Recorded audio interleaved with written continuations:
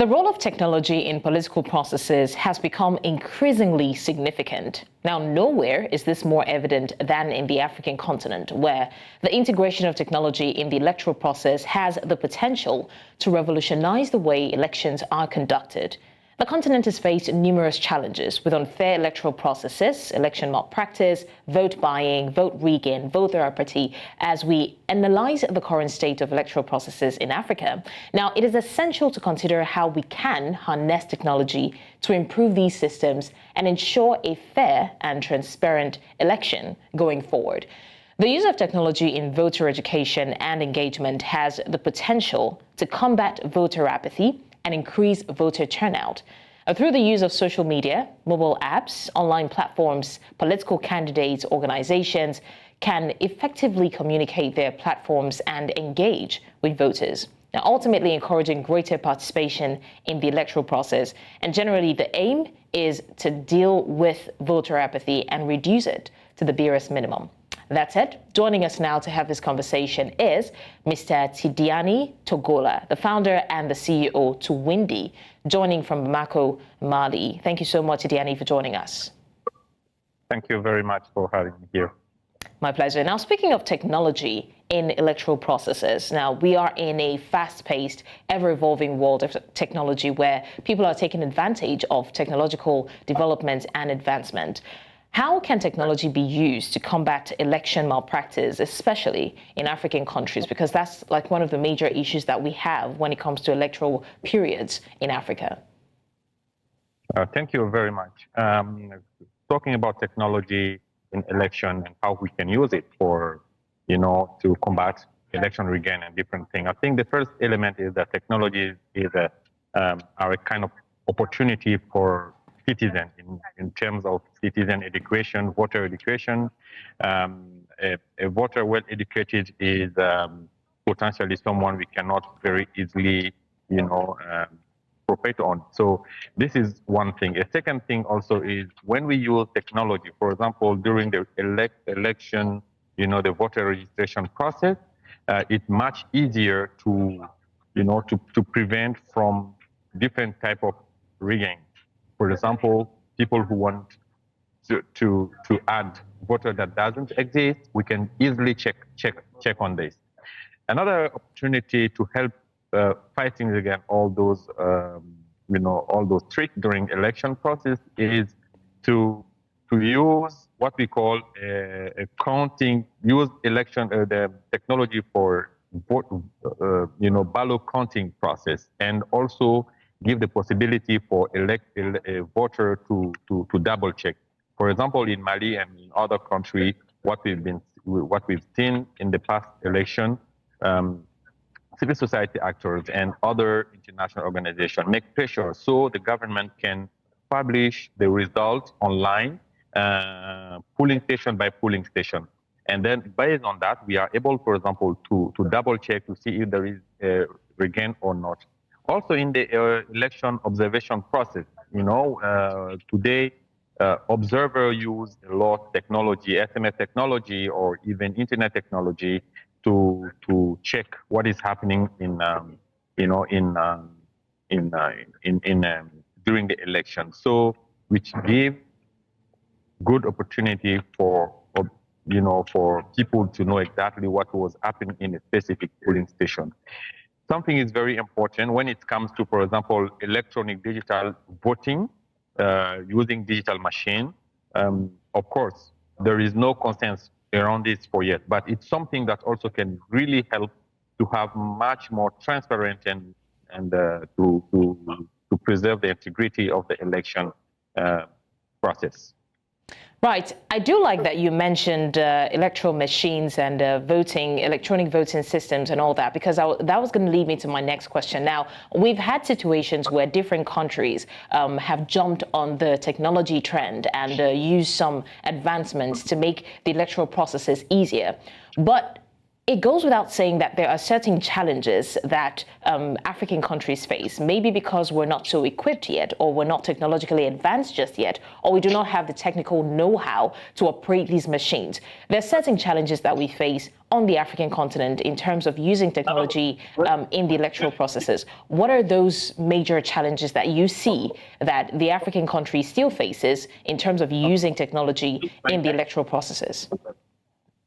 Well, we have two type of challenges. The first element is how we can have a good legislation around the use of ICTs to use this, what we call the rule, the legislative aspect of it. This is something. And the second element is also how we can create confidence to push people to vote. The creating confidence means we need to convince the different election stakeholders, for example, political parties, citizens. We need also this aspect, which are really things that are actually not very evident, but we need to work on that. Having a good legislation system and having and creating confidence in the process. Now, when we are able to go through that, then we face to the second type of challenge, which is the technical challenge in terms of what technology are we going to use? Is the infrastructure that we have is enough to be used for election process? And do we have the capacity in terms of skills to use those machines? And what will be our relation with the provider? Because for now in Africa, there is very few organizations which are able to provide that type of technology. So we need then to know exactly what is going to happen when we are collaborating with other countries. And among those elements, one thing also which is technique, but which contributes to create much more confidence is the capacity to conduct some audits on the technology that we're using. Okay. Also, very quickly, what role would you say that cybersecurity plays in the implementation of technology in electoral processes? Well, the cybersecurity is a key element, which is, the technology that we're going to use has to fulfill the cybersecurity requirements.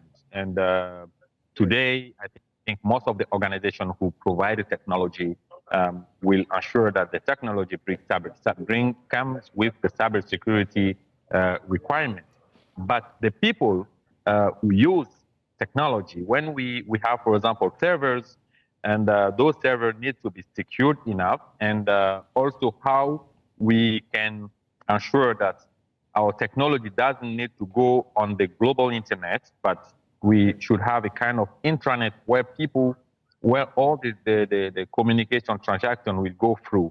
So yes, it is a key element of securing the voting. Cybersecurity is a key element. Okay. Now, when we talk about harnessing technology, right, to ensure transparency of these elections and to make sure that these electoral processes are as fair and free as possible, we also have to factor in citizens' access to technology, especially in different areas of the country. So how can we ensure that all citizens have access to technology in the electoral processes so that it's not just a set of people using technology and then the citizens don't know what's going on, but it's everybody being carried along, even with the use of technology? So the first thing is to ensure that the technology that we are using will be available to citizens easily. For example, when we decided to sensitize people using ICTs, we should be sure that, okay, those people who cannot read and write can receive information by vocally, using voice system. This is something. Second thing is also when we are, for example, going through a voting registration process, we should make the technology much easier to use, and the technology has to be adapted to our capacity, which is very, very fundamental if we want to make thing works. That brings us to what we call the low-tech system. Some technology like SMS or just mobile phone may look like a low-tech, but this is something that people use very easily. It is in their own habit. In addition to that, when we are going, for example, to use voting machine, the machine should not be something too much complicated to citizens to be to use. So it should be very easy to be accessed.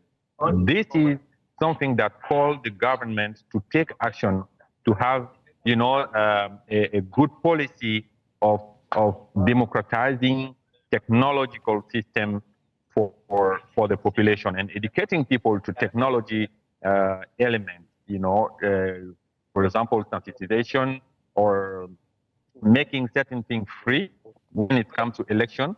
We should not pay, for example, to register online. So everything has to be available to people. Now there is the challenge for those who are in rural area. In most of our countries in Africa, the rural area is not very well served. So we need to inform, and we need to deploy technology in those areas so people can easily access. All right, very quickly, what role would you say that social media plays in shaping electoral processes in Africa? A lot of times there's been debate that, social media, there's a lot of fake news, spreading, especially during the electoral processes, so it's not exactly very helpful. But we can't say that because social media has also played its own part positively. So I want to hear your own opinion about the benefits of having social media in this age and time in terms of the electoral processes in Africa.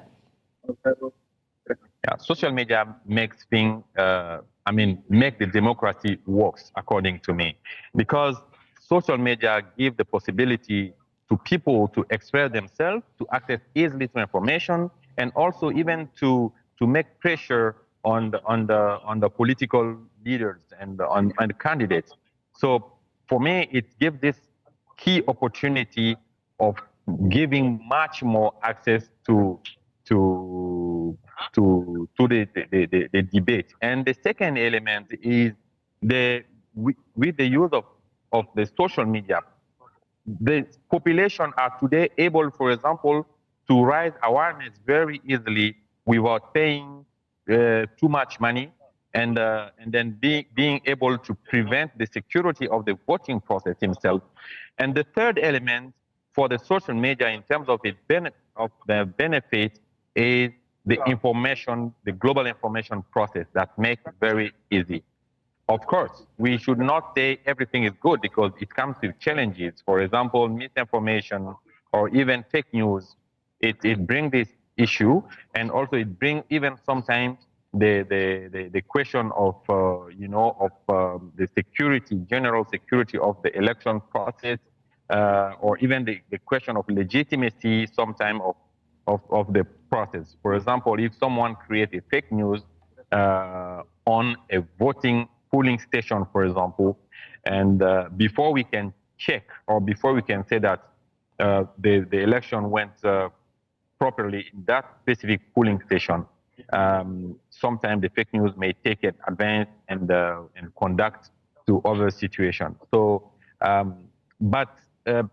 something that most of the social media are doing, for example, I know for Meta through Facebook, they have some community rule that help, for example, to know exactly who is doing an ad online and who is conducting a campaign, who is behind a campaign.